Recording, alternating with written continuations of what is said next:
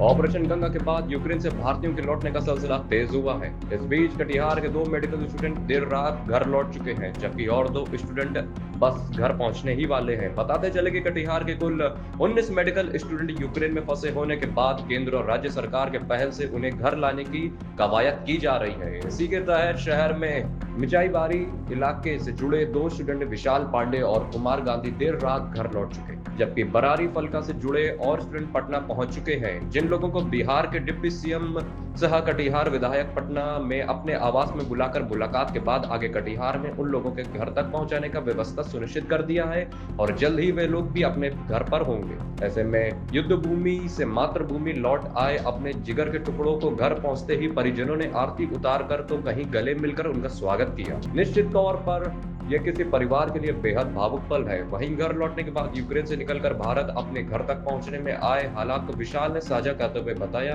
कि आगे अब उनकी मेडिकल की पढ़ाई कैसे पूरी होगी, इस पर चिंता सताने लगी है। वेस्टर्न पार्ट में सर हम लोग पैदल भी चलना था। मेरा तो फ्लाइट था 24 तारीख को। फ्लाइट था 24 तारीख को और उसी दिन वॉमिट। अच्छा, उसे दिन फिर हो गया। मैं 7 दिन की में था वॉमिट। ये कहाँ है? नेहा है कटिहार की, बिहार की है, किसी सोहिया नगर की है।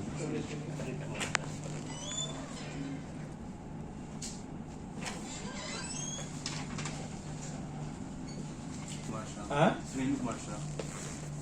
अनिल क्या नाम हुआ? विशाल। कब गए थे आप पढ़ने के लिए? हम आज से 3 साल पहले। कौन साल में गए थे और कितना साल का था? कितना साल का था? कौन साल में गए थे? 2019 में गए थे। 2019 में। आना कब था?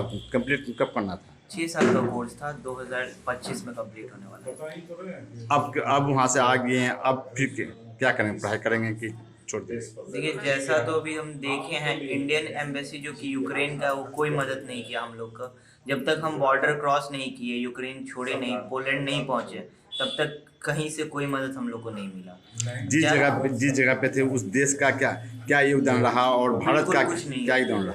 भारत का रोल हम इसमें कुछ नहीं रहा जब तक हम यूक्रेन बॉर्डर्स में थे। जैसे हम यूक्रेन बॉर्डर क्रॉस किए, इंडियन एम्बेसी जो कि पोलैंड का था, वो हम लोग का बहुत मदद किया। वो हम लोग को खाना प्रोवाइड किया, शेल्टर प्रोवाइड किया। हर समय मतलब 3 टाइम खाना मिल रहा था, सही खाना मिल रहा था, रहने सहने का भी सही था। बस से हम लोग को होटल लेके जाया गया जब हमने बॉर्डर क्रॉस कर लिया तब। उससे पहले जो कि डिपार्टमेंट आपका यूक्रेन इंडियन एम्बेसी का, वो हमारी कोई मदद नहीं कर रही थी। और कुछ लोग जो कीव में फंसे हुए हैं, जो कि कंट्री का कैपिटल है, वो लोग को भी कोई मदद नहीं कर रहे। वहाँ भी मेरे दोस्त कुछ फंसे हुए हैं कीव में जाकर के, यूक्रेनियन इंडियन एम्बेसी में, और उन्हीं के ऑफिस में फंसे हुए। वहाँ बमें गिर रही हैं और भी बहुत बहुत बुरा हाल है।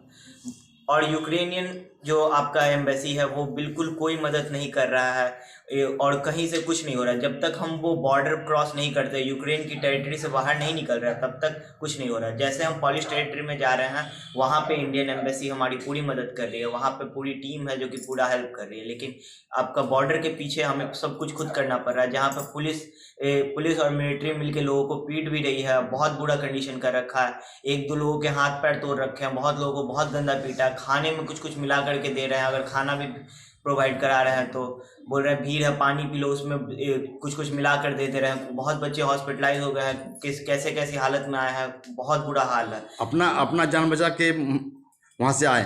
हाँ, बहुत मुश्किल से। जब तक हम पोलैंड बॉर्डर क्रॉस नहीं किए थे, तब तक बहुत दिक्कत था। उस देश का कुछ आदेश था कि आपको अब यहाँ पर नहीं रहना है, चले जाइए? उस देश का हमें कोई डायरेक्ट आदेश नहीं था, लेकिन वहाँ की मिलिट्री, जब हम वहाँ से निकलने के लिए, इमिग्रेशन कराने के लिए जा रहे थे, तो उस पॉइंट पे हमें वहाँ की जो मिलिट्री है वो बोलती है कि हम मर रहे हैं, तो हमारे साथ तुम भी मरोगे, हम तुम लोगों को नहीं जाने देंगे। जो कि 16 से 60 साल के उम्र के बीच के, वो लोग बॉर्डर किसी भी हालत में क्रॉस नहीं करेंगे, चाहे वो किसी भी देश के हो, वो हमारे लिए लड़ेंगे।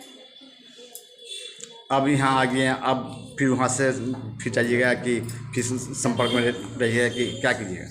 अभी तो जैसी सिचुएशन है, मैं नहीं जानता कि अभी क्या होगा, क्योंकि MBBS की डिग्री मेरे लिए बहुत ज़्यादा मायने रखती है। ये कोई छोटी मोटी डिग्री नहीं है। मैं वहाँ जाके MBBS की डिग्री इसीलिए की क्योंकि मेरे इंडिया में एडमिशन नहीं हो पाया। मेरे पास कोई ऑप्शन नहीं था, इसीलिए मैं दूसरे देश गया और मैं चाहता था कि मैं अपने देश के लिए कुछ करूं, इसीलिए मैं वहां से करके वापस आने के लिए भी पढ़ाई कर रहा था और कोचिंग क्लासेस वगैरह भी ले रहा था अपने यूनिवर्सिटी के साथ। लेकिन वहाँ के देश हमारे साथ ऐसा करेगी ऐसा हमने कभी नहीं सोचा था। हमें लगा कि हम यहाँ करें MBBS या वहाँ करें, क्या फ़र्क पड़ता है, आना तो अपने देश ही है। अगर आपको हमारा वीडियो पसंद आया हो तो इसे लाइक करें, सब्सक्राइब करें और साथ ही बेल आइकन दबाना ना भूलें।